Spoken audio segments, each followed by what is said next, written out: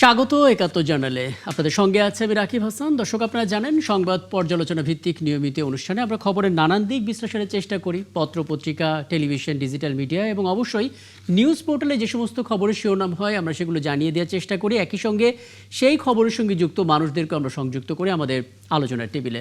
আমাদের স্টুডিওতে এবং অনলাইনে সংযুক্ত অতিথিরা সে সমস্ত খবরের গভীরে ঢোকেন এবং আমাদেরকে তাদের মূল্যবান বিশ্লেষণগুলো জানান। সেই ধারাবাহিকতায় আমাদের সঙ্গে আছেন লেখক ও রাজনৈতিক বিশ্লেষক ডাক্তার শাকাওয়াত হোসেন শায়ন্ত। শাকাওয়াত হোসেন শায়ন্ত, আপনাকে আমন্ত্রণ জানাচ্ছি। কৃতজ্ঞতা, আপনি আমাকে সময়টা দিচ্ছেন এবং ধন্যবাদ। শুরু করার আগে কয়েকটা ধারণা দিচ্ছিলাম, আমরা এগুলো নিয়ে একটু কথা বলার চেষ্টা করব। এবং দর্শক, আপনাদেরকে আমন্ত্রণ জানাচ্ছি এবং বলে রেখে আমাদের সঙ্গে এই আলাপের বিভিন্ন পর্যায়ে ধাপে ধাপে যুক্ত হবেন অতিথিরা। অনলাইনে তাদের কথাগুলো আমরা শোনার চেষ্টা করব। আমাদের সঙ্গে ঠিক এই মুহূর্তে যুক্ত আছেন বিএনপি দলীয় সাবেক এমপি নীলোফার চৌধুরী মনি এবং আছেন জামাতের কেন্দ্রীয় নেতা এবং জামাত মনোনীত ঢাকা 18 প্রার্থী অধ্যক্ষ মোহাম্মদ আশরাফুল হক। এবং আপনাদের দুজনকে স্বাগত জানাচ্ছি, কৃতজ্ঞতা জানাচ্ছি আমাকে সময়টা দেওয়ার জন্য। আমি একটু ডাক্তার শান্ত আপনাকে দিয়ে আলাপটা শুরু করতে চাই। আজকে আমরা তারেক রহমানের যে দ্বিতীয় ধাপের নির্বাচনী যে সফর সেটা আমরা দেখছিলাম। এর আগে সিলেটে বিভিন্ন জায়গায় বক্তব্য দিতে দেখেছি এবং সেই বক্তব্যর পর এটা দ্বিতীয় ধাপের বক্তব্য। এবং দুটো জায়গায় যদি আমরা পাশাপাশি রাখি তাহলে একটা কমন কথা তিনি বলেছেন যে বিএনপিকে নিয়ে একটা ষড়যন্ত্র চলছে। এবং একটু আগে তিনি এটাও বলেছিলেন যে একটি দল আছে যারা আসলে নির্বাচন থেকে সরে যাওয়ার একটা চেষ্টা করছেন। মানে বিষয়গুলো ভেতরে কি অর্থটা খুঁজে পাচ্ছেন আসলে, ষড়যন্ত্র কারা করছে আর নির্বাচন থেকে বা সরে যাবে মানে উদ্দেশ্যটা কি? সবাই তো প্রচারণার সময় দেখায় যে মাঠে আছে, তারা বেশ দাপটের সঙ্গেই। আপনাকে ধন্যবাদ জানাচ্ছি এবং আলোচনায় মনি আপা এবং জামায়াত ইসলামের একজন নেতা আছেন এবং যারা শুনছেন সবার জন্য শুভেচ্ছা রইল। নির্বাচনে সরে যাওয়ার অভিযোগটা তারেক রহমান এই কারণে করতে পারেন যে এর আগে এনসিপির পক্ষ থেকে তারা বলেছিল যে তারা নির্বাচনে শেষ পর্যন্ত থাকবে কিনা এটি তাদের আবার ভেবে দেখার সিদ্ধান্ত নেওয়ার বিষয় আছে। সুতরাং এটা তারা সিদ্ধান্তহীনতায় ভুগছে এরকম একটা কথা বলছিল। আর জামায়াত ইসলামের পক্ষ থেকে বিভিন্ন সময় লেভেল প্লেয়িং ফিল্ড নেই, আইন শৃঙ্খলা রক্ষা পরিস্থিতি নির্বাচনের অনুকূলে নয় সহ বিভিন্ন রকমের অভিযোগ করেই যাচ্ছিল। সেই সব বিবেচনা থেকে তারেক রহমানের মনে হতে পারে যে তারা যে কোনো সময় নির্বাচন থেকে সরে গিয়ে বাংলাদেশে গণতন্ত্র উত্তরণের যে প্রক্রিয়াটা শুরু হয়েছে সেটাকে ব্যাহত করতে পারে কিনা এটা একটা সন্দেহ। কিন্তু আমার মনে হয় আসলে সেই সুযোগ কারো নাই। কারণ যদি নির্বাচন থেকে কোনো পক্ষ সরে দাঁড়ায়, সেটা যে পক্ষই হোক, তাহলে বাংলাদেশের নির্বাচন না হলে যে পরিস্থিতিটা তৈরি হবে, এই সরকার এইভাবেই তো আর রাষ্ট্র পরিচালনা করতে পারবে না। একটা গোলযোগ তৈরি হবে এবং এটা একটা গৃহযুদ্ধের দিকে যাওয়ার সম্ভাবনা তৈরি হতে পারে। সেই ক্ষেত্রে ক্ষমতার কেন্দ্রে অন্য কোনো শক্তি চলে আসবে এবং সেই শক্তি চলে আসলে বাংলাদেশের ভারতীয় আধিপত্যবাদ যেটাকে বিতাড়িত করা হয়েছে অলরেডি 24-এর অভ্যুত্থানের মাধ্যমে, সেটা আবার ফেরত হওয়ার আসার একটা ঝুঁকি তৈরি হবে।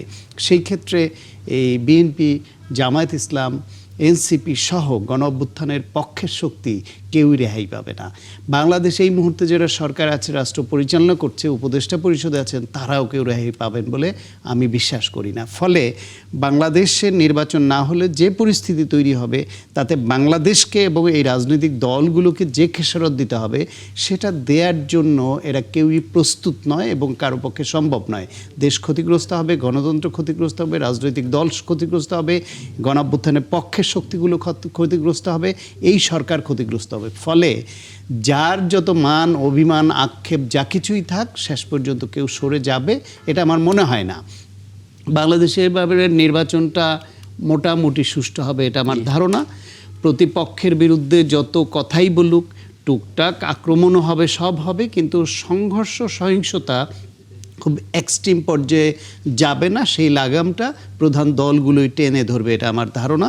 কিন্তু নির্বাচনে যে শক্তি পরাজিত হবে তারা অতীতের মতোই কারচুপির অভিযোগ আনবে এবং তারা বলবে আমরা এবার জিততাম, আমাদের এই হতো ওই হতো, এত জোয়ার ছিল, কিন্তু আমরা আগে থেকেই বলছিলাম লেভেল প্লেয়িং ফিল্ড নেই, এটা নাই, প্রশাসন একটা দলের পক্ষ নিয়েছে, কারচুপি করে আমাদের হারানো হয়েছে। এই কথা তাদের স্ক্রিপ্ট অলরেডি মনে মনে লেখা হয়ে গেছে, এটা ধরে নিতে পারেন। এই চিত্রই আমরা দেখব। তারপরও যারা নির্বাচিত হবে, জনগণ যাদের ভোট দিবে তারা নতুন করে যে আকাঙ্ক্ষা আমাদের নতুন বাংলাদেশের সেটা বাস্তবায়নের দিকে এগিয়ে যাওয়ার চেষ্টা করবেন। সেই ক্ষেত্রে পরাজিত শক্তি যদি তখন বাধা দেয় তারা জনধিকৃত হবে বাংলাদেশে। খুব স্পষ্ট বক্তব্য, এবং আমি এই অংশটা নিয়ে নীলোফার চৌধুরী মুন্না আপনার কাছে আসতে চাই। মানে ডাক্তার সাখাওয়াত হোসেন খুব চমৎকার করে আসলে বললেন, যেরকম হয় নির্বাচনে বিজয়ী দলের এক ধরনের মন্তব্য থাকে এবং পরাজিত দলের এক ধরনের স্টেটমেন্ট থাকে, কিন্তু এবারের যে নির্বাচন সেটাকে বলা হচ্ছে একটা ঐতিহাসিক নির্বাচন হতে যাচ্ছে। কারণ 2008-এর পর একটা বিপুল সংখ্যক জনগোষ্ঠী আছেন যারা এবার ঠিক করেছেন যে তারা কেন্দ্রে যাবেন, ভোটটা দেবেন। আমরা দেখতে পাচ্ছি ফেরিতে তারেক রহমানের একটা বক্তব্য যে একটি দল নানাভাবে নির্বাচন থেকে সরে যাওয়ার পথ খুঁজছে। ওদিকে জামাতে আমির ঠিক একই দিনেই বক্তব্য দিয়েছেন যে হেরে যাওয়ার ভয়ে কেউ কেউ বাঁকা বা অন্ধকার গলির পথে চলতে পারেন। মানে সবাই ভাবছেন যে নির্বাচনে কোনো না কোনো দল হয়তো পিছু হটতে পারে। মানে সবাই তো জুলাই আন্দোলনের পক্ষের শক্তি এবং একই সঙ্গে তারা মাঠের রাজনীতিতেও ছিল। নির্বাচনের মাঠে এসে কেন আসলে এমন পাল্টাপাল্টি বক্তব্য? যদিও এর আগের বারে আমরা দেখেছিলাম বক্তব্যগুলো সবসময় এক পেশেই হতো, কিন্তু এবার যেন আমরা দেখতে পাচ্ছি উত্তাপটা একটু বেশি। ধন্যবাদ আপনাকে। যারা শুনছেন আমার শুভেচ্ছা অভিনন্দন, এবং আমার সাথে যারা আছেন সায়ন্ত সহ জামাতের সেই নেতাকে শুভেচ্ছা। দেখেন, এত কষ্টের পরে যেটা সায়ন্ত বললেন, এক্সেলেন্ট ভাবে বলছেন সায়ন্ত, যে এত কষ্টের পরে কতগুলো নির্বাচন ভণ্ডুল হওয়ার পরে বাংলাদেশ থেকে এই 17-18 বছর ধ্বংস হয়ে যাওয়ার পরে একটা নির্বাচন কাঙ্ক্ষিত লক্ষ্যে যদি পৌঁছতে না পারে, তাহলে আমরা কোথায় গিয়ে এই জাতি দাঁড়াবে আমরা জানি না। আমাদের জন্য এই মুহূর্তে একটা নির্বাচন ভীষণ ভীষণ ভীষণ ভাবে দরকার। কারণ আপনি দেখছেন যে গত 13 বছর আগে যে সরকারটা চেঞ্জ হওয়ার পরে, ফ্যাসিস্টের পতন হওয়ার পরে যারা দায়িত্ব নিয়েছেন বা নিতে বাধ্য হয়েছেন, সব দলের একটা সম্মতি ছিল, চাক্ষুষ অথবা পরোক্ষভাবে সম্মতি ছিল। তারা চেষ্টা করেছেন, কিন্তু তারা অনেক ব্যাপারেই তারা সফল হতে পারেন নাই। তো সেই সফলটা কিন্তু আসলে নির্বাচনী সরকার ছাড়া সম্ভব হয় না। অন্তত পক্ষে যে দেশগুলো গণতন্ত্রের কথা বলে, গণতন্ত্রের হয়ে কাজ করে, সেই দেশগুলোতে তো অবশ্যই না। তো বাংলাদেশের যে স্ট্রাকচার, বাংলাদেশের স্ট্রাকচারটা হচ্ছে গণতন্ত্রের জন্য, এবং বাংলাদেশের শুরু থেকেই গণতন্ত্রের জন্য বহু মানুষ রক্ত দিয়েছে, বহু মানুষ জীবন দিয়েছে, বহু মানুষ আহত হয়েছে, অনেকের পঙ্গু হয়েছে। সেই পঙ্গুত্ব বরণ করে নিয়ে কিন্তু এই দেশের গণতন্ত্রটা কখনো কখনো ঝলসে উঠেছে, কখনো আবার গণতন্ত্র নিজেই পঙ্গুত্ব বরণ করেছে।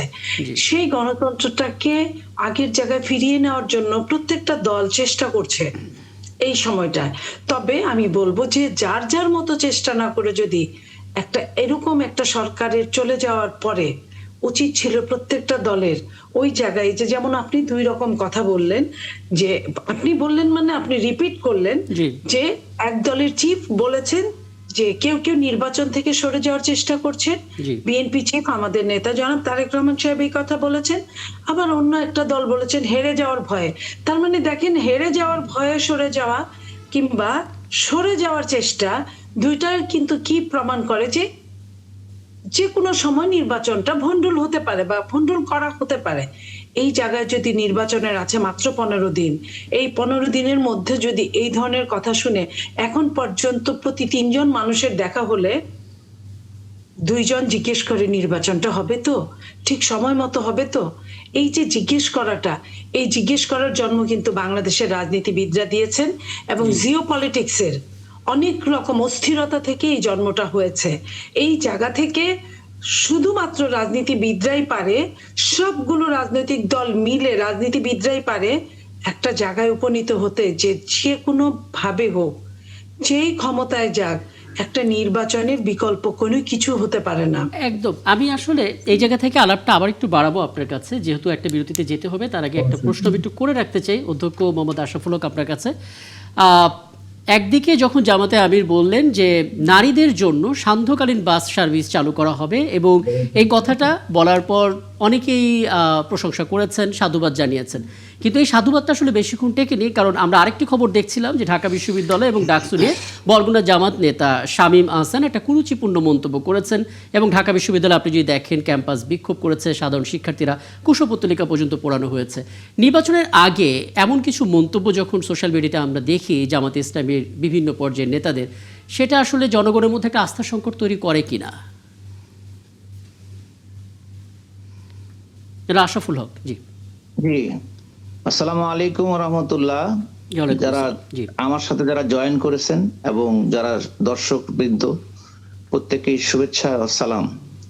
তো আপনার প্রশ্নটা আমি আরেকবার একটু শুনতে চাচ্ছি। আচ্ছা, আমি আরেকবার বলছি, জামাতে ইসলামীর আমির ডাক্তার শফিকুর রহমান খুব চমৎকার করে নির্বাচনী ক্যাম্পে আজকে বলেছে সান্ধ্যকালীন বাস সার্ভিস চালু করা হবে নারীদের জন্য। এটা আশাবাদ জাগানো একটা খবর। কিন্তু যখন আমরা এই খবরটা পড়ছি, একই সঙ্গে আমরা এই খবরটাও দেখছি যে ঢাকা বিশ্ববিদ্যালয় এবং ডাকসু নিয়ে বরগুনা জামাত নেতা শামীম আহসান একটা কুরুচিপূর্ণ মন্তব্য করেছেন, বোধ করি সেটাও আপনার চোখে পড়েছে। তারপর ঢাকা বিশ্ববিদ্যালয় ক্যাম্পাস উত্তাল হলো, শিক্ষার্থীরা তার কুশপুত্তলিকা পর্যন্ত পুড়িয়ে ফেললো। মানে যেটা জানতে চাই, নির্বাচনের ঠিক এই মুহূর্তে এসে জামাত নেতাদের বিভিন্ন পর্যায়ে এরকম বক্তব্য ভোটারদের মধ্যে একটা আস্থা সংকট তৈরি করে কিনা। আমি প্রশ্নটা করে রাখলাম আপনাকে, বিরতির পরে এসে আপনার কাছ থেকে এর উত্তরটা জানার চেষ্টা করবো, ছোট্ট একটা বিরতির পর ফিরে এসে।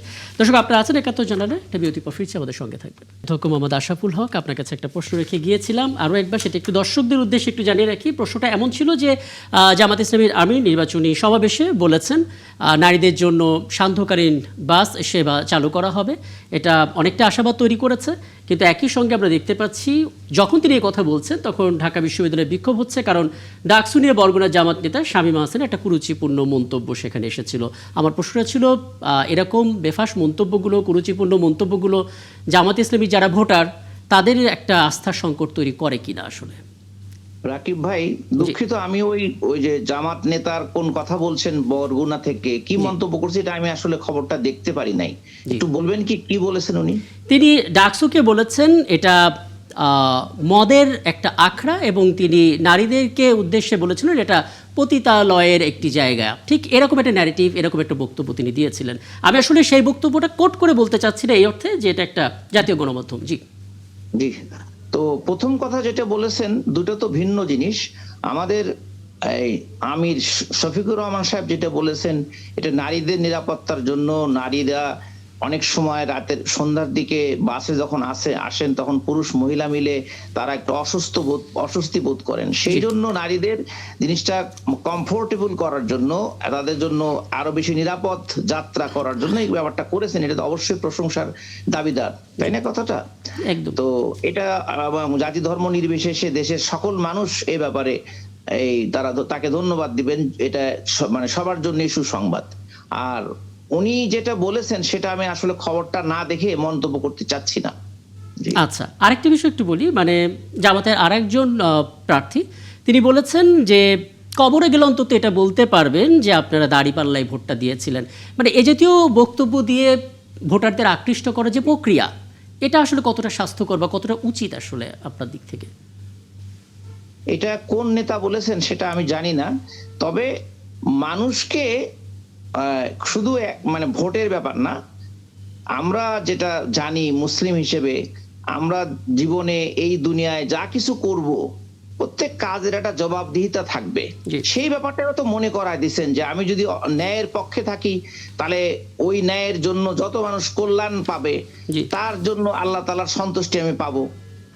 দুনিয়া ভালো হবে, আখিরাত। আল্লাহ তাআলা আমাদেরকে যে শিখায় দিচ্ছেন যে এই দুনিয়াতেও আমরা ভালো চাই, আখিরাতেও ভালো চাই। তো সেই ক্ষেত্রে উনি হয়তো বলতে পারেন যে এই ক্ষেত্রে জবাবদিহির একটা প্রশ্ন আসে। প্রত্যেকটা কাজের জন্যই প্রতিটা মানুষ জবাবদিহি করবে, শুধু ভোটের ব্যাপারে নয়। প্রত্যেকটা মানুষের, আমরা যেটা আমাদের ইসলামের যে বিধিবিধান থেকে জানি যে মানুষ তার প্রত্যেক কর্মের জন্য দায়ী হবে, ইহকালেও দায়ী হবে, পরকালেও দায়ী হবে। ইহকালে যত কাজ মানুষ করেন অনেক সময় বিভিন্নভাবে সেটার বিচার সম্পন্ন হয় না, কিন্তু মানুষের জীবনের সাথে কিন্তু পরকালের একটা সম্পর্ক আছে। বুঝতে পারছি। হ্যাঁ, ওই ব্যাখ্যাটা দেওয়ার ক্ষেত্রে কথা প্রসঙ্গে হয়তো তিনি বলে থাকতে পারেন, এমন একটা মন্তব্য আপনার জায়গা থেকে। আরেকটা বিষয়ে কথা বলবো, তার আগে ডাক্তার সায়ন্ত আপনি যদি কিছু জানতে চান। না, আসলে জামায়াত ইসলামের নারীর মর্যাদার প্রশ্নে তারা কি নারীকে রাষ্ট্র পরিচালনার দায়িত্বে দেখতে চায় না? যে আপনারা একটা আসনে একজন নারী প্রার্থী দেওয়ার মতো কোনো নারী পেলেন না, এত বছরের পুরনো একটা দল। নারীদেরকে সেকেন্ড ক্লাস বানিয়ে রাখতে চান, যে আপনারা নিজেরা পুরুষটা নির্বাচন করে যে কটা আসন পাবেন তার ভিত্তিতে রেশিও অনুসারে যে কটা সংরক্ষিত নারী আসন পাবেন, শুধু ওই কয়জনকে আপনাদের পছন্দের নারীকে বসাবেন, ভবিষ্যতে উচ্চ কক্ষ হলেও তাদেরকে ওই রেশিও অনুসারে বসাবেন, কিন্তু তারা নির্বাচিত হয়ে আসুক বা নারীদের পক্ষে পুরুষরা ভোট চাবে, কাজ করবে, এটাকে আপনারা মানতে পারছেন না? না হলে একজন প্রার্থীও আপনাদের দেয়া হলো না কেন? এই কথাটা এই জন্য বললাম যে ডাকসুকে কেন্দ্র করে আপনাদের দলের নেতা যেটা বলেছেন সেটা নারীর প্রতি অত্যন্ত অবমাননাকর, অত্যন্ত বাজে, কুরুচিপূর্ণ একটা শব্দ তিনি ব্যবহার করেছেন, যেটা ওইখানে যদি ওই রকম পতিতালয় হয়ে থাকে, ঢাকা বিশ্ববিদ্যালয়ে শুধু ভিসি বাইরে থেকে আসছেন, ওইখানে সমস্ত শিক্ষকরা এখনও আছে, এবং বর্তমান ডাকসু নাকি ওই মাদকের আখড়া এবং ওই পতিতালয়ের থেকে উদ্ধার করেছে ডাকসুকে। এই যে এই জাতীয় কথা বলছে, তারা একদিকে নারীর প্রতি অমর্যাদাকর, অবমাননাকর বক্তব্য দিচ্ছে, আবার আপনারা নারীদেরকে ক্ষমতায়ন বা এম্পাওয়ারমেন্ট বা নেতৃত্বে আসার সুযোগ একেবারেই তৈরি করে দিচ্ছেন না, আবার আপনারা বলছেন নারীর মর্যাদা রক্ষা করবেন। এটা কন্ট্রাডিক্টরি হয়ে গেল না? জি, ধন্যবাদ। এখানে যেহেতু ওই বরগুনার জামাতের কোন নেতা কি বলেছেন সেটা যেহেতু আমি শুনি নাই, আমি এটা নিয়ে কোনো মন্তব্য করতে চাচ্ছি না। আর দ্বিতীয়ত কথা যেটা বলেছেন, নারীকে আমরা সংসদীয় আসনে কোনো জায়গায় তাদেরকে প্রার্থী করি নাই কেন, প্রার্থী এখন করে নাই বলে যে পরে করবে না এমন কথা কিন্তু বলা হয়নি। আমাদের শফিকুর রহমান সাহেব জামাতের আমির, উনি এর আগে বলেছেন জীবনের সর্বক্ষেত্রে, রাষ্ট্রের সর্বক্ষেত্রে, যেমন রসুল সাল্লাল্লাহু আলাইহি ওয়াসাল্লামের উদাহরণ দিয়ে উনি বলেছেন যে এমনকি সেনাবাহিনীতেও তখনকার সময়ে রসুলের যুগেও মেয়েরা কাজ করেছে পুরুষের পাশাপাশি। আর জীবনের সর্বক্ষেত্রে আসলে নারী আর পুরুষকে আলাদা না করে একদম অধ্যক্ষ মোহাম্মদ আশরাফুল হক, মানে গতকালও আপনাদের দলের থেকে একজন অতিথি ছিলেন ব্যারিস্টার সাজ্জাদ আলী, এবং উনিও খুব চমৎকার করে বলছিলেন যে আজকে দেই নিয়ে অর্থ এটা না যে আমরা দিব না, আমরা সামনে অবশ্যই দিব। এখন নারীদের দিক থেকে তো এই মনোভাবও আসতে পারে যে ঠিক আছে, যখন আপনারা দেবেন তখন ভোট দিব, এখন ভোট দিব না, মানে তাদেরকে তো না, মানে কি এখন পর্যন্ত কি আপনাদের দলে একজন যোগ্য নারীও ছিল না যাকে নমিনেশন দেওয়া যায়? এটা কি খুঁজে পাননি ওইরকম কিছু? এটা যেটা আমি আবার করে বলছি, যেটা দেয়নি যে পরে দিবে না এমন কোনো কথা না, নয়। দেয়নি কেন ওটাই তো জানতে চাচ্ছি। একজন নারীও যোগ্য কি আপনারা খুঁজে পাননি? এটা কি মনে হয় আপনার? এইটা পায়নি ঠিক তা না। আমাদের এই সংসদীয় যেগুলো আসন ছিল, আনুপাতিক হারে আসনগুলো, যে 300-র মধ্যে আনুপাতিক হারে আসন যে আগেও নারী আমাদের ছিলেন, মানে মনোনীত যে ছিলেন সেগুলো তো আগে ছিল, তারা কাজ করেছেন। এখনো হবে না এই কথাটা বলা হয়নি, এবার দেয়নি, হয়তো কোনো কারণ আছে, হয়তো ওইরকম তাদের আলোচনায় রাখছেন, চিন্তার মধ্যে আছে।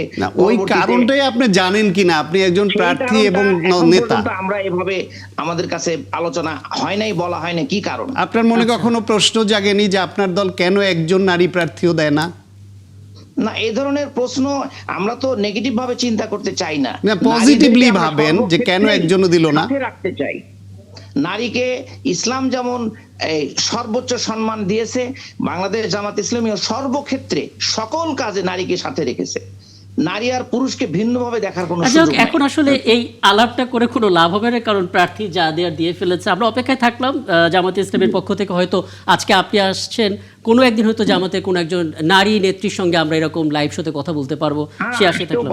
জি, নীলুফার চৌধুরী বনি, আপনার কাছে ডাকসু ইস্যুতে আপনার একটা বক্তব্য তো জানতে চাই, কারণ মাঠের রাজনীতি আপনারা করেছেন, সেই ছাত্র রাজনীতি আপনারা করেছেন, আপনাদের জায়গা থেকে এই জাতীয় বক্তব্যগুলো কতটা বিব্রতকর এবং আপনাদের দিক থেকে সেটা জানতে চাই। তারপর আমি আরেকটা ইস্যুতে একটু কথা বলতে চাই। জি, দেখেন, এটা আসলে এত বেশি লজ্জাস্কর, অপমানকর যে আমি বহুদিন আগে, বহু বছর আগে আমি ওই প্রতিষ্ঠানে পড়ালেখা করেছি। আমার কাছে ভীষণভাবে এতগুলো নারীর, এই মুহূর্তে ঢাকা বিশ্ববিদ্যালয়ে 53% নারী পড়ালেখা করে, 47% পুরুষ পড়ালেখা করে।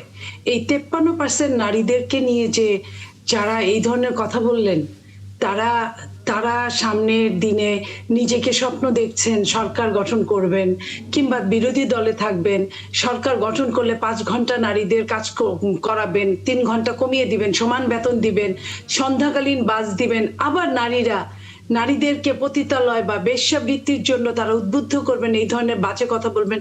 আপনি জানেন পৃথিবীর সৃষ্টি হওয়ার পরে থেকে ভালো লোক যেমন আছে মন্দ লোকও তেমন আছে, সেটার মধ্যে মানুষ হিসেবে নারী পুরুষ সবাই থাকে।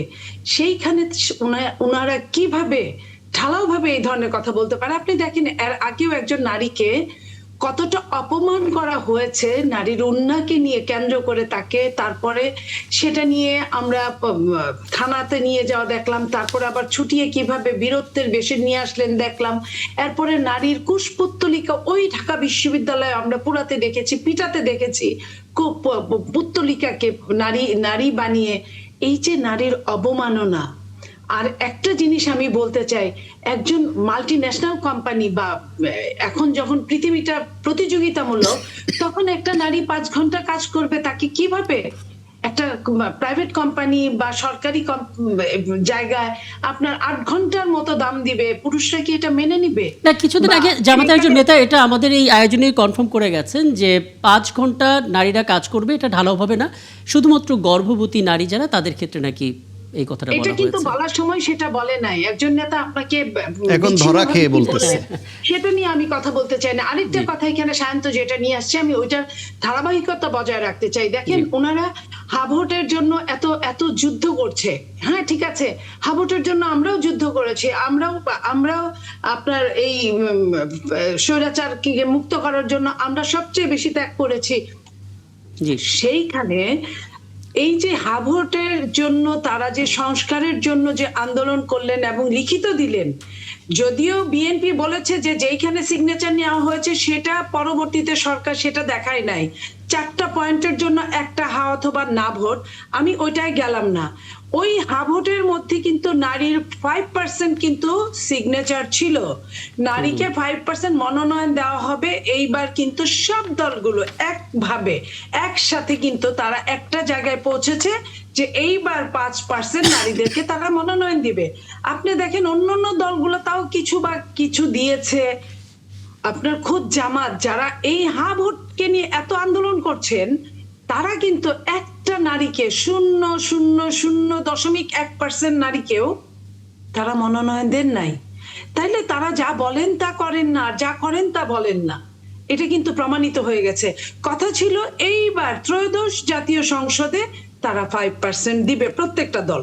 একদম। আমি যদি এইখানে বলি হ্যাঁ। সবগুলো দলকে আমি বলছি, পাশাপাশি জামাতের মতো একটা দল এত নিজেকে এত কিছু তারা মনে করেন এবং তারা নির্দেশিত একটা দল, যা বলেন তা করার চেষ্টা করার জন্য বলেন তারা, তাহলে তারা এই যে অর্ধেকের বেশি ভোট নারীর, 12 কোটি সামথিং ভোট থাকলে 6 কোটির বেশি নারী ভোট, এবং আপনার এই নারীরা প্রত্যেকটা জায়গায় নারীদের একটা প্রতিনিধিত্ব একদম। আছে।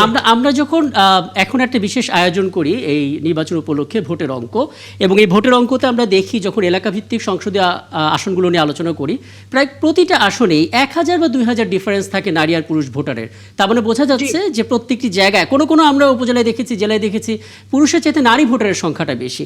আমি আসলে এই আলাপটা এখানেই রাখি, আরও কিছু বিষয় আছে এবং অধ্যক্ষ আশরাফুল হক, আপনাকে আসলে এই সমস্ত বিষয়গুলো বারবার আলোচনা আনা হয়, কারণ জুলাই যে অভ্যুত্থানের কথা বলা হয় সেই সময় রাজপথে নারীদের অংশগ্রহণ ছিল চোখে পড়ার মতো। আমরা অনেক নারীকে শহীদ হতে দেখেছি, রক্তাক্ত হতে দেখেছি। কাজেই তারা যেহেতু রাজনৈতিকভাবে সচেতন এবং আপনাদের মতো রাজনৈতিক দল যারা একটা দীর্ঘ সময় ধরে রাজনীতি করছেন জামাত ইসলামীর নামে, সেখানে কেন নারী নেতৃত্ব নাই, বারবার আসলে এই কারণে এই প্রশ্নটা উঠছে। আর এই ফাঁকে বলে রাখি, ডাকসু নিয়ে যিনি বিরূপ মন্তব্য করেছিলেন বরগুনা জামাত নেতা শামীম আহসান, পুরোজীবন মন্তব্য যিনি করেছেন, পরবর্তীতে তিনি দুঃখ প্রকাশ করেছেন এবং সেই দুঃখ প্রকাশের খবরটাও নিশ্চয়ই আমরা প্রচার করেছি। আমি আরেকটা বিষয় একটু ডাক্তার শান্ত আপনাকে দিয়ে শুরু করতে চাই, তারপর ধাপে ধাপে সবার কাছে আসবো। সেটা হচ্ছে 24শে জানুয়ারি একটা ঘটনা ঘটেছিল। সেই দিন আমরা দেখতে পেলাম দার্জিলিংয়ে বাংলাদেশে নিযুক্ত ভারতের সাবেক হাই কমিশনার হর্ষবর্ধন শ্রিংলা তিনি বলেছেন যে যদি বাংলাদেশে অবাধ সুষ্ঠু নির্বাচন না হয়, কারচুপি হয়, তাহলেই কেবল জামাত ইসলামী জিততে পারে, এছাড়া তাদের জেতার কোনো সম্ভাবনা নেই। পরে তারা বলেছে এই অন্তর্বর্তী সরকার মানুষের নির্বাচিত যেহেতু না, সোজা কথায় বলা যায় তারা দখলদার, এমন মন্তব্য তিনি করেছেন। প্রথমত কূটনৈতিক যেই পরিবেশ, যে নর্ম, সেই দিক থেকে আসলে ব্যাখ্যা করলে এটা কি তিনি করতে পারেন কিনা? প্রথমত হলো, ভারতের এই মতামতের বিশেষ কোনো গুরুত্ব আমরা দিতে চাই না। বাংলাদেশে ভারত 16 বছর ধরে একটা ফ্যাসিবাদ কে এইখানে কায়েম রেখেছিল। তারা বিনা ভোটে, রাতের ভোটে বা আমিডামি ভোটে একটা অগণতান্ত্রিক ফ্যাসিবাদী শক্তিকে লালন পালন করেছে শুধু নিজেদের স্বার্থে। ভারত তারা বাংলাদেশের গণতন্ত্রকে ধ্বংস করেছে। তাদের মুখে বাংলাদেশের নির্বাচনে কি হবে না হবে এই সবক আমরা শুনতে রাজি না। কিন্তু তিনি একজন নাগরিক হিসেবে প্রতিবেশী দেশের, এটা তিনি বলেছেন, এটা তার ব্যক্তিগত মতামত। সেটা নিয়ে আবার জামাতের বিরুদ্ধে গেছে, জামাত রিয়াকশন দিবে, সেটাও জামাতের ব্যাপার। কিন্তু জামাতের যে মানে নানান রকমের যে ডুয়েল ক্যারেক্টার, আপনি দেখবেন, সংক্ষেপে বলি, একবার বলে ভারতের কাছে তারা কোনো কিছুতেই ধর্ণা দেয় না, আবার একবার বলেন ভারতের সঙ্গে তাদের বৈঠক হয়েছে, সেটা ভারতীয় কর্তৃপক্ষ গোপন রাখতে বলেছিল বলে সেই জানুয়ারির বৈঠকে এই পর্যন্ত গোপন রেখেছিলেন, গত বছরের জানুয়ারি থেকে। আবার এখানে বলেন ভারতের, দেখেন জাতীয় দিবসে তারা সেখানে আবার সাধারণ সম্পাদক পর্যন্ত, সেক্রেটারি জেনারেল পর্যন্ত তারা দেখা করতে গিয়ে ওইখানে আবার লিয়াজ রক্ষা করেন। একদিকে মানুষের কাছে ভোট চাইতে গিয়ে বলেন যে আল্লাহর আইন কায়েম করবে, শরিয়া আইন কায়েম করবে, বেহেশতের টিকিট বিক্রি করে। আবার খ্রিস্টান সম্প্রদায়ের প্রতিনিধিরা দেখা করলে বলে শরিয়া আইন কায়েম হবে না, প্রচলিত আইনেই তারা দেশ চালাবে। বিদেশিদের সঙ্গে দেখা করতে গেলে তখন আবার বলে প্রচলিত আইনে। এই যে দ্বিমুখী নীতি, যে যেখানে যেটা দরকার সেখানে সেটা বলা, সেই ইন্ডিয়ার সঙ্গে তারা একই কারবার করছে। ধর্ণা দিতে যাচ্ছে, গোপন বৈঠক করতে যাচ্ছে, আবার তখন ভালো লাগে, আবার ইন্ডিয়ার কোনো অংশ যখন তাদের বিষয়ে মন্তব্য করছে তখন আবার সেটার বিরুদ্ধে দাঁড়াচ্ছে। যদি বিরুদ্ধে দাঁড়াতে হয় তাদের অন্যায্য সবগুলোর বিরুদ্ধে দাঁড়ান, আবার যদি পক্ষে দাঁড়াতে হয় সেটাও দাঁড়ান, স্পষ্ট করেন। কিন্তু ওই যে মনিয়াপা যেটা বললেন, তারা যা বলে তা করে না, যা করে তা মনে পোষণ করে না। মানে তাদের ভাবনা, কাজ এবং প্রকাশ কোনো কিছুর সঙ্গে কোনো মিল নাই বলেই তাদেরকে এই জোটে আসার আগে এই এনসিপি নিয়ে তাদেরকে বলছি, তাদের জামাত ইসলামকে নিয়ে বলেছিল ধর্মীয় ফ্যাসিবাদ এবং মুনাফেক।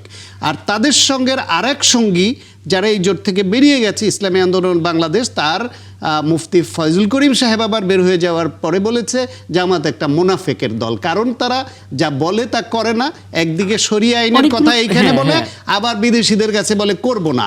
একদিকে তারা নারী প্রসঙ্গে বলে যে নারী নেতৃত্ব ইসলামী কায়েম করবে, আবার নারীদের সঙ্গে তারা খোলামেলা আচরণ, মেলামেশা করে। এই যে পয়েন্টগুলো বলে এগুলো নিয়ে আসি অধ্যক্ষ আশরাফুল হকের কাছে।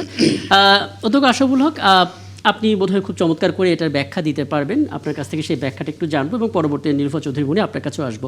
অধ্যক্ষ আশরাফুল হক, একটু বলবেন, মানে দুটো ঘটনা যদি আমরা পাশাপাশি সাজাই, আমরা প্রথমত দেখতে পেলাম 23 তারিখে একটা ঘটনা ঘটলো। সেদিন হচ্ছে নয়াদিল্লিতে প্রকাশ্যে শেখ হাসিনা বক্তব্য প্রচার করেছিল দেশটি, ভারতে। আবার তার পর দিন অর্থাৎ 24 তারিখে সকালে হর্ষবর্ধন শৃঙ্খলা এই মন্তব্যটা করেছে যে যদি এটা কারচুপি হয় তাহলে কেবল জামাত জিততে পারবে। আবার ঠিক 24 তারিখে সন্ধ্যার সময় আমরা দেখতে পেলাম জামাতের সেক্রেটারি জেনারেল গোলাম পরোয়ার এবং কেন্দ্রীয় নির্বাহী পরিষদের সদস্য মোহাম্মদ মোবারক হোসেন বেশ হাস্যোজ্জ্বল মুখে আসলে সেই প্রজাতন্ত্র দিবসে আনুষ্ঠানিকতায় গেলেন। আমরা প্রণয় ভর্মা এবং সয়স্ট্রিক তিনি ছিলেন, তার সঙ্গে কুশল বিনিময় করতে দেখলাম। কূটনৈতিক শিষ্টাচার অবশ্যই থাকার কথা, কিন্তু তার আগে জামাতের যে বয়ানগুলো ছিল এবং যে ঘটনাগুলো ঘটলো সেটার সাথে এই দৃশ্যটা কতটা সামঞ্জস্য আসলে চোখে পড়ে? ধন্যবাদ ভাই। আপনি যে কথাগুলো বলেছেন, একটা হলো যে শেখ হাসিনা প্রকাশ্যে উস্কানিমূলক বক্তব্য রেখেছেন বাংলাদেশের বিরুদ্ধে এবং এখনকার সরকারের ব্যাপারে।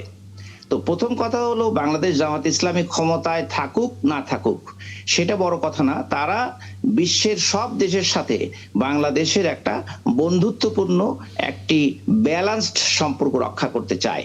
কোনো বড় ভাইমূলক আচরণ যে কোনো দেশই করবে সেটা এদেশের মানুষও পছন্দ করে না, বাংলাদেশ জামাত ইসলামী তো পছন্দ করেই না। তো সেক্ষেত্রে ওনারা, শেখ হাসিনা যেখানে আমাদের এখানে আদালতে অলরেডি দোষী সাব্যস্ত হয়েছেন, সাজাপ্রাপ্ত, তো ওনাদের দায়িত্ব ছিল যে প্রতিবেশী দেশের সাথে সম্পর্ক সুন্দর রাখার জন্য শেখ হাসিনাকে বাংলাদেশে ফেরত দেওয়া। আমাদের পররাষ্ট্র মন্ত্রণালয় থেকে অনেকবার বলা হচ্ছে, বারবার অনুরোধ করা হচ্ছে, তাগিদ দেওয়া হচ্ছে, ওনারা শেখ হাসিনাকে তো ফেরত দিচ্ছেনই না, উল্টা ওখানে তাকে দিয়ে উস্কানিমূলক কথা বলার সুযোগ করে দিচ্ছেন। এটা অবশ্যই সৎ প্রতিবেশী সুলভ আচরণ নয়। হ্যাঁ, এই কন্টেস্টটা বুঝলাম। তারপরের অংশ হর্ষবর্ধন শ্রীংলা। দ্বিতীয়ত যেটা হলো বললেন আপনার হর্ষবর্ধন শ্রীংলা, উনি যে কথা বলেছেন, উনি আসলে এখনকার সরকার এবং উনি সরকারের পক্ষ থেকে দায়িত্বশীল একটা ব্যক্তি। উনি বলেছেন যে ভোটে জামাত জিততে পারবে না, যদি জিতে তাহলে এটা কারচুপি করলেই জিতবে, কারচুপি করেছে। এগুলো ওনার মনের কথা, ওনার বানানো কথা। মূল কথা হলো উনি চান না, বা এই সরকার, এখনকার সরকার যে ভারতীয় এখনকার যে ক্ষমতাসীন সরকার, তারা চান না জামাত ইসলামী ক্ষমতায় আসুক। ওই কথাটাই উনি ওনার মুখ দিয়ে তার প্রতিক্রিয়া স্বরূপ এই কথাগুলো বের হয়েছে। ওনার, আমরা যেটা মনে করি। আচ্ছা, এই দুটো বিষয় আপনি স্পষ্ট করেছেন, মানে কেন তারা শেখ হাসিনার বক্তব্যটা প্রচার করেছে এবং কেন হর্ষবর্ধন শ্রীংলা এই কথা বলেছেন, দুটোই স্পষ্ট। কিন্তু মুশকিল হচ্ছে জামাত ইসলামী এই স্পষ্ট ব্যাপারটা নিয়ে তাৎক্ষণিকভাবে কোনো প্রতিক্রিয়া না জানিয়ে তারা দেখলাম যে আসলে সেই দিনই 24শে জানুয়ারি সন্ধ্যায় প্রজাতন্ত্র দিবসে হাজির হলেন। মানে এটা বাংলাদেশ জামাত ইসলামী অন্যায়ের প্রতিবাদ করবে, কিন্তু একটি দেশের কোনো একটা বিষয়ে মানে শুভেচ্ছা জানানো, কল্যাণ কামনা করা, এটা তো ওটার সাথে সংশ্লিষ্ট বিষয় না।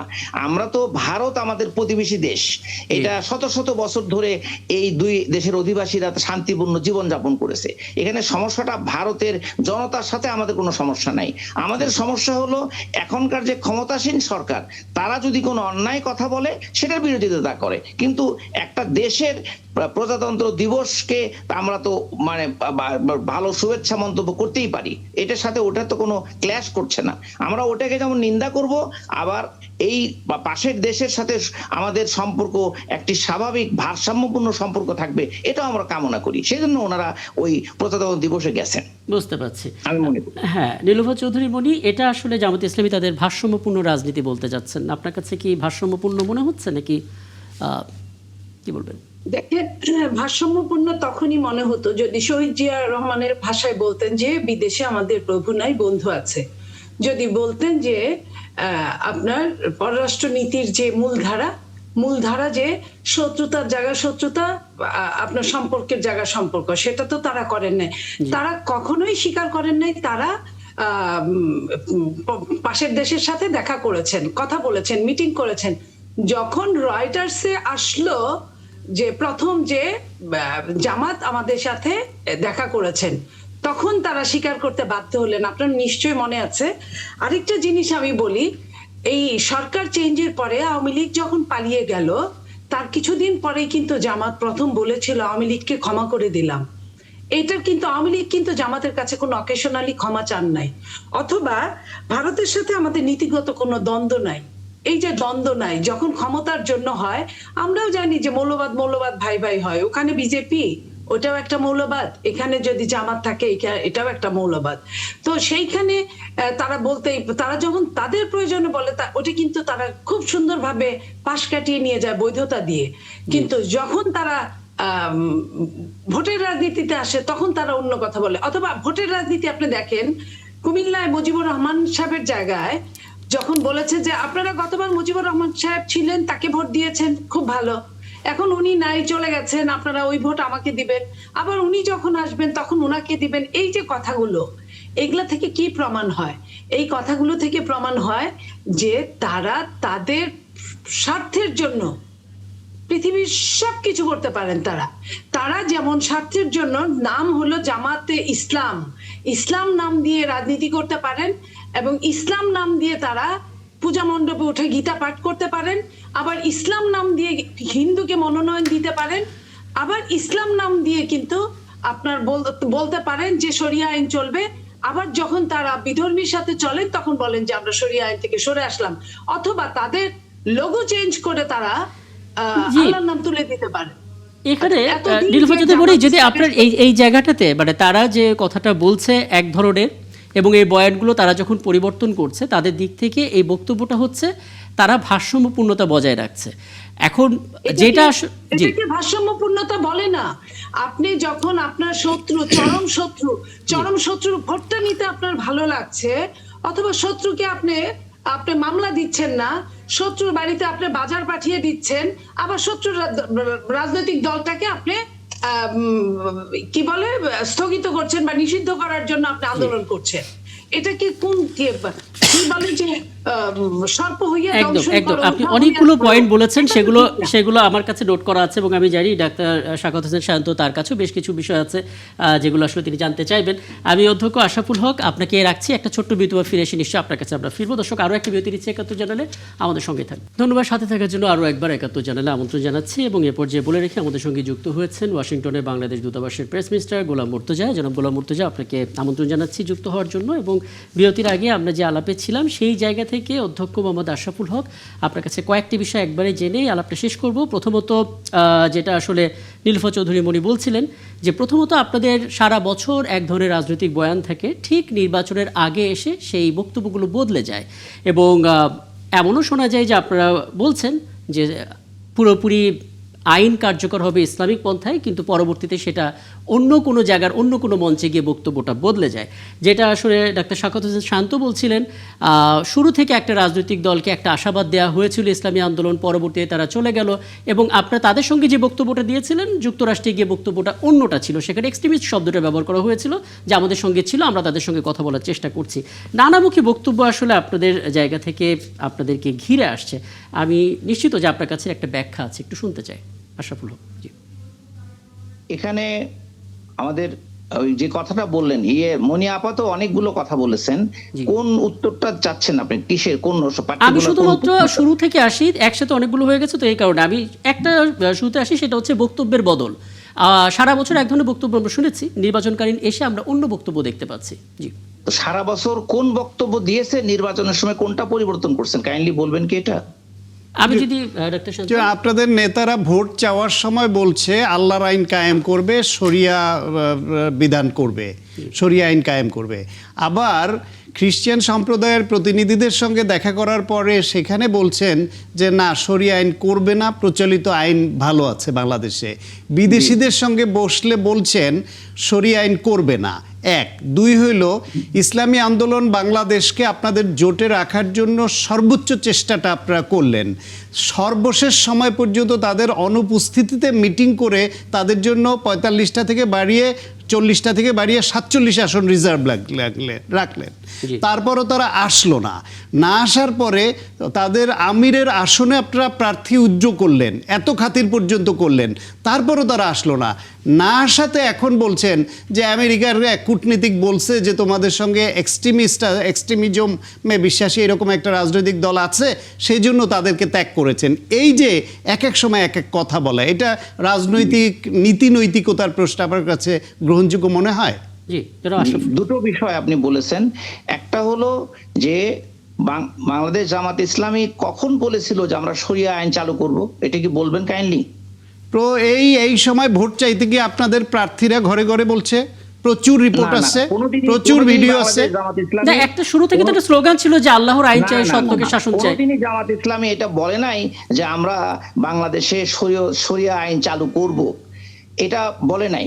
আপনাদের প্রার্থীরা বলেছে, প্রচুর ভিডিও, না, বক্তব্য, রিপোর্ট আছে। প্রার্থীরাও মানে মানুষদেরকে বলেছে যে কথাগুলো, সেটা হলো মানুষকে বলছে যে আমরা কল্যাণমূলক একটি কল্যাণ রাষ্ট্র করতে চাই, ইনসাফের সমাজ গড়তে চাই, এই কথাটা বলেছে।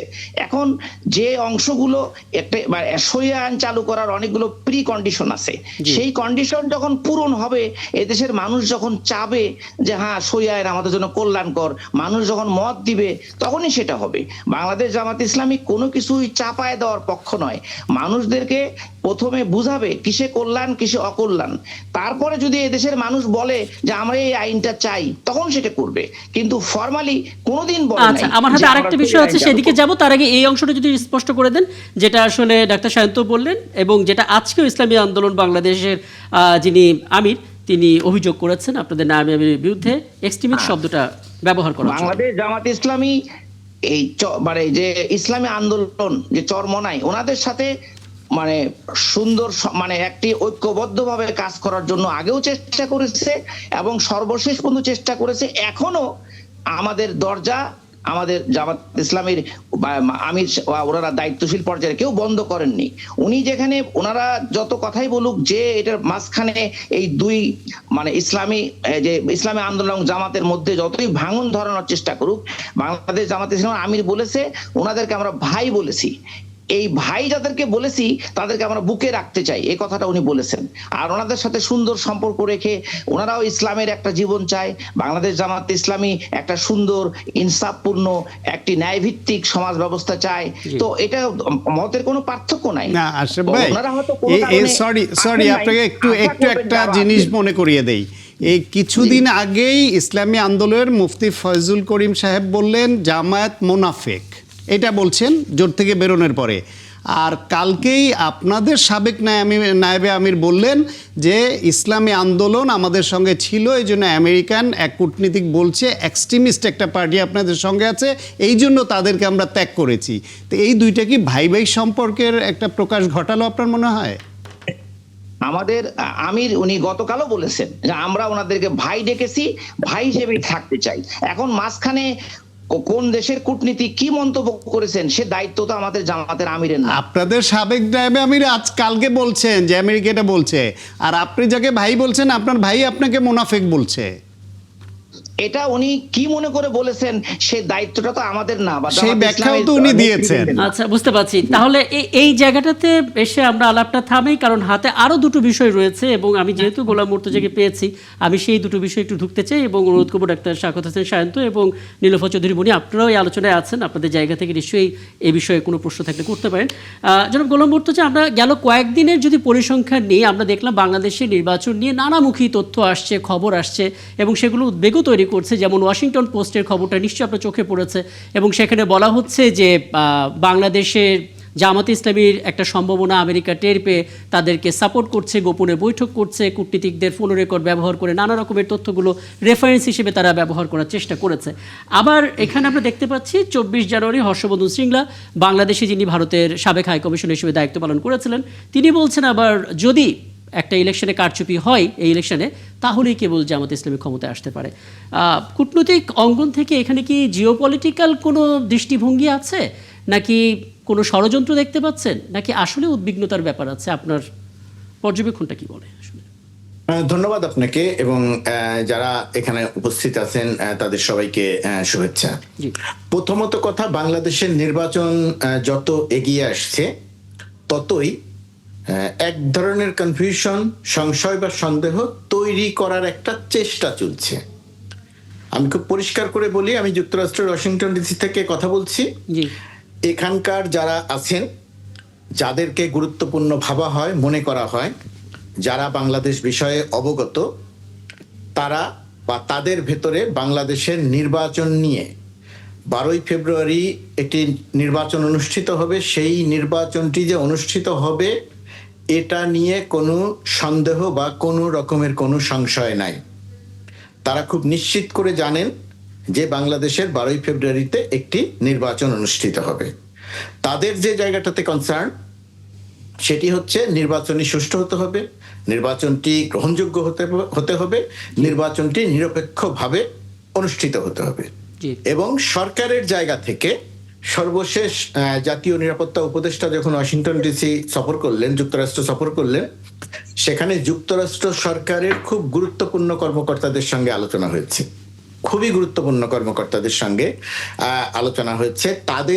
তাদের একজনের সঙ্গে বাণিজ্য বিষয়ে যিনি দেখেন, একজনের সঙ্গে তারেক রহমান এবং ডক্টর শফিক জামাতের আমির, দুইজনেরও কথা হয়েছে পরবর্তীতে। এই যে গুরুত্বপূর্ণ, আমি নাম উল্লেখ না করে বলছি, যে গুরুত্বপূর্ণ যাদের সঙ্গে বাংলাদেশের আলোচনা হয়েছে তারা পরিষ্কার করে বাংলাদেশে একটি সুষ্ঠু, গ্রহণযোগ্য, নিরপেক্ষ পরিবেশে নির্বাচন অনুষ্ঠিত হোক এটা দেখতে চেয়েছেন এবং তারা খুবই কনফিডেন্ট যে বাংলাদেশে এইভাবে একটা নির্বাচন অনুষ্ঠিত হবে। কোন দল নির্বাচনে অংশ নিল, কোন দল নির্বাচনে অংশ নিল না, কোন দল নির্বাচনের বাইরে থাকলো, এটা যুক্তরাষ্ট্র সরকারের আলোচনার বিষয়বস্তু নয়। এটা নিয়ে তাদের কোনো মাথা ব্যথা নাই। তারা সম্পূর্ণরূপে বাংলাদেশের অন্তর্বর্তীকালীন সরকারের উপরে আস্থাশীল যে তারা একটি সুষ্ঠু, গ্রহণযোগ্য নির্বাচন করবে। আমি কোনো দেশের নাম উল্লেখ করে বলছি, পৃথিবীতে বর্তমান সময়ে এসে একটি মাত্র দেশ, যে দেশটি বাংলাদেশে একটি সুষ্ঠু গ্রহণযোগ্য নির্বাচন হোক, সেই নির্বাচনের মধ্য দিয়ে বাংলাদেশ একটি গণতন্ত্রের পথে যাত্রা করুক, সেটা তারা চায় না। সেটা তারা না চাওয়ার ক্ষেত্রে সরাসরি যেহেতু তাদের পক্ষে এটা এই জায়গাটিতে কোনো সমস্যা তৈরি করার সুযোগ নেই, জি সেই কারণে তারা পলাতক ফ্যাসিস্ট আওয়ামী লীগকে ব্যবহার করছে। এই যে পলাতক শেখ হাসিনা বা পলাতক একদল আওয়ামী লীগ নেতা, মানবতা বিরোধী অপরাধী একদল নেতা, তাদের কেউ কেউ শাস্তিপ্রাপ্ত, তাদেরকে যে আপনারা একটি জায়গায় দেখছেন, তাদেরকে যে আপনারা উত্তেজনাপূর্ণ বক্তব্য দিতে দেখছেন, এই বক্তব্যের সঙ্গে বা এই বক্তব্য নিয়ে পৃথিবীর কোনো দেশের মানুষ চিন্তিত নয়, কোনো দেশের কূটনীতিকরা চিন্তিত নয়। এই যে বক্তব্যটা শেখ হাসিনা যে বক্তব্যটা দিয়েছে, এই ইস্যুটা নিয়ে আমার আলাদা করে আপনার কাছে জানতে চাইবার আছে। আমি এই অংশে শুধুমাত্র ওয়াশিংটন পোস্ট নিয়ে একটু আপনার কাছ থেকে পরিষ্কার দরকার ছিল, এবং সেই জায়গাটা নিশ্চয় আপনি করেছেন। নীলোফার চৌধুরী বলি, ওয়াশিংটন পোস্ট নিয়ে যে বক্তব্যটা দেখছেন সেটা একজন কূটনীতিকের বক্তব্য। সেইখানে তিনি তার মতামত ব্যক্ত করেছেন অফ দ্য রেকর্ডের কোনো আলোচনা, সেটা গণমাধ্যমেই আসা উচিত নয়। যেটা ফাঁস যারা করেছেন তারা সাংবাদিকতার নীতিমালা বা সাংবাদিকতার এথিক্যাল জায়গার লঙ্ঘন করেছেন, এবং এটা এমন কোনো গুরুত্বপূর্ণ আলোচনা সেখানে ছিল যার পরিপ্রেক্ষিতে বাংলাদেশের নির্বাচন নিয়ে প্রশ্ন উঠতে পারে, সেরকম কোনো কিছু সেখানে ছিল না। একটু বিষয় একটু আপনাকে যেহেতু পেয়েছি, আপনি ওয়াশিংটনে আছেন বেশ অনেক দিন হলো, একজন কূটনীতিক ঢাকায় বসে ঘরোয়া আলোচনায় একটা মন্তব্য করেছেন, সেটাকে বড় ইস্যু করে এমন একটা আবহ তৈরি করা হচ্ছে যে আমেরিকা জামাতের পক্ষে। আপনি ওইখানের প্রশাসনের রিফ্লেকশনে কি দেখেন, বা আমেরিকা কি কোনো নির্বাচনে আদৌ কোনো দলের পক্ষে অবস্থান নেওয়া, পক্ষপাতিত্ব করা বা ফেভার করে এটা করে, বা এইবার ওইরকম কিছু মনে হয়? দেখেন, এখানে দুটি আলোচনা আছে। একটি আলোচনা সাধারণ লেভেলে, যে আমেরিকা এই করলো সেই করলো, অমুকের সাথে কথা বললো, তমুকের সাথে আলোচনা করলো, এটা সাধারণ লেভেলে আলোচনার একটি ব্যাপার। আর আমি যেহেতু সরকারের দূতাবাসে আছি, এবং দূতাবাসে থাকার কারণে আমরা যেহেতু যুক্তরাষ্ট্র সরকারের, ওয়াশিংটন ডিসি যুক্তরাষ্ট্র সরকারের প্রশাসনের বাংলাদেশ বিষয়ে যারা গুরুত্বপূর্ণ ব্যক্তিত্ব, তাদের সঙ্গে আমাদের প্রতিনিয়ত যোগাযোগ হয়, মিটিং হয়, আলোচনা হয়, এবং সেখানে তাদের বক্তব্যে আজকে পর্যন্ত কোনো রকম কোনো এই ধরনের ইঙ্গিতপূর্ণ কথা, অমুক দলকে পছন্দ করি, তমুক দলকে পছন্দ করি না, অমুক দল ক্ষমতায় আসলে সুবিধা হবে, অমুক দল ক্ষমতায় আসলে সুবিধা হবে না, এই কেন্দ্রিক কোনো আলোচনা এদের মধ্যে নাই। এমনকি এই যে পলাতক যে দলটির কথা বলা হচ্ছে, এই দলটি নিয়ে তারা একটি শব্দ উচ্চারণ করে না যে তারা নির্বাচনে অংশ নিবে কি নিবে না। আমি কিন্তু মনে হয় যে এরকমটা তো আসলে বক্তব্য ওইভাবে আসার কথাও না, যেটা আমি আসলে গোলাম মুর্তজার কাছ থেকে একটু স্পষ্ট না। আমি একটু নীলোফার চৌধুরী মনে আপনার শেষ মন্তব্যটা একটু নিয়ে নিতে চাই, কারণ গত পরশুদিন আমরা দেখেছি বিএনপি মহাসচিব মির্জা ফখরুল ইসলাম আলমগীর তিনি বলেছেন বিষয়টা পরিষ্কার করতে হবে যে আদৌ এরকম কিছু ঘটেছে কিনা। বিএনপি কি এখন পর্যন্ত পুরো বিষয়টা পরিষ্কার হতে পেরেছে, এবং এখন যে বক্তব্যটা শুনলেন সেখান থেকেও কি হতে পেরেছে? দেখেন, ষড়যন্ত্র সবসময় চলে, পৃথিবীর সব জায়গায় ষড়যন্ত্র চলে। ষড়যন্ত্রকে ভেদ করেই নির্দিষ্ট লক্ষ্যে পৌঁছতে হয়। আমরা মনে করি যে বিএনপি খুব তাড়াতাড়ি এটা সম্পর্কে খুলাসা করবে। আমি আসলে এই ব্যাপারে এইটুকু বলতে চাই না, শুধু এইটুকুই বলতে চাই যে জিও পলিটিক্সে দেশি বিদেশি সব ষড়যন্ত্র মিলে একটা জায়গায় চায় যে বিএনপি যাতে নির্দিষ্ট লক্ষ্যে পৌঁছতে না পারে, সেই জন্য অনেকেই অনেকভাবে চেষ্টা করছে।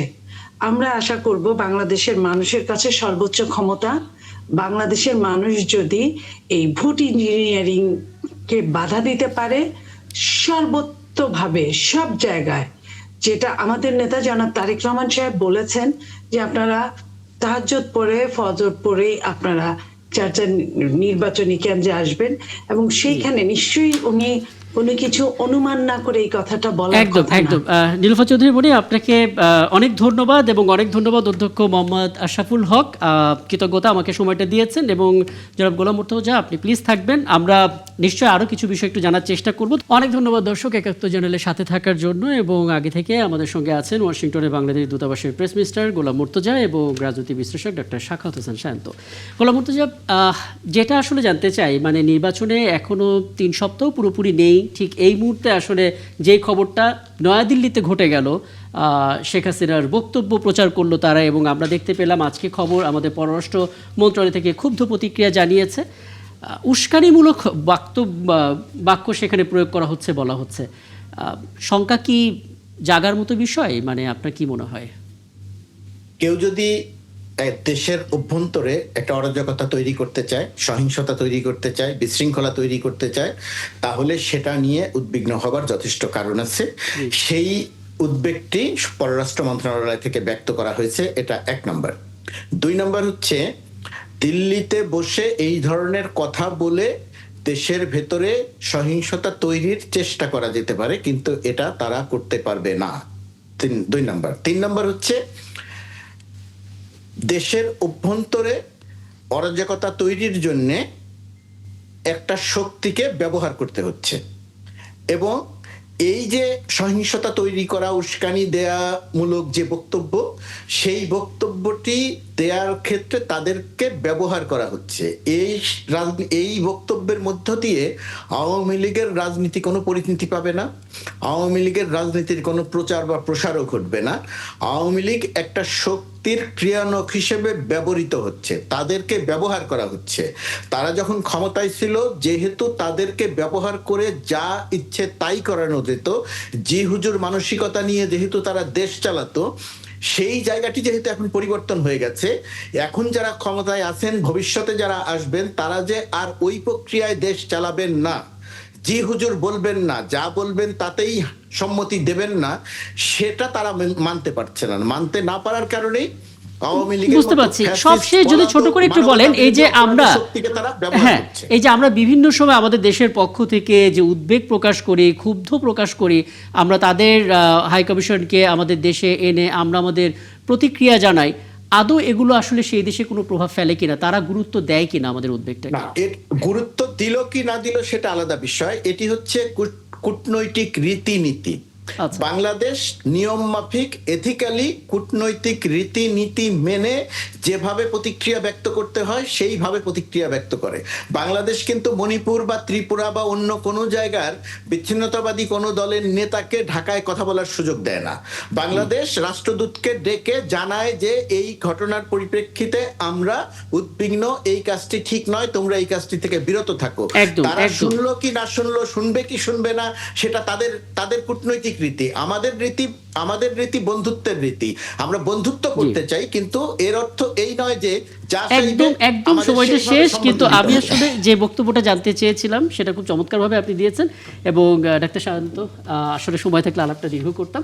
আমরা আসলে এটাই বোঝার চেষ্টা করছিলাম যে বাংলাদেশ আসলে তাদের জায়গা থেকে যে ক্ষুব্ধ বার্তা দিয়েছে, যে প্রতিক্রিয়া জানিয়েছে, তার ফলাফলটা আসলে কি, এবং এটা আসলে আমরা আমাদের কূটনৈতিক শিষ্টাচারটাই কেবল পালন করছি, এবং মানুষ আসলে সেই উদ্বিগ্নতার পথে যাবে না, সেই জায়গাটাই আসলে কাম্য, এর বাইরে তো আসলে কিছু বলার নেই। অনেক ধন্যবাদ দর্শক আমাদের সাথে থাকার জন্য। আগামীকাল জার্নালে আবারও দেখা হবে নতুন ইস্যু নিয়ে, আমাদের সঙ্গে থাকবেন।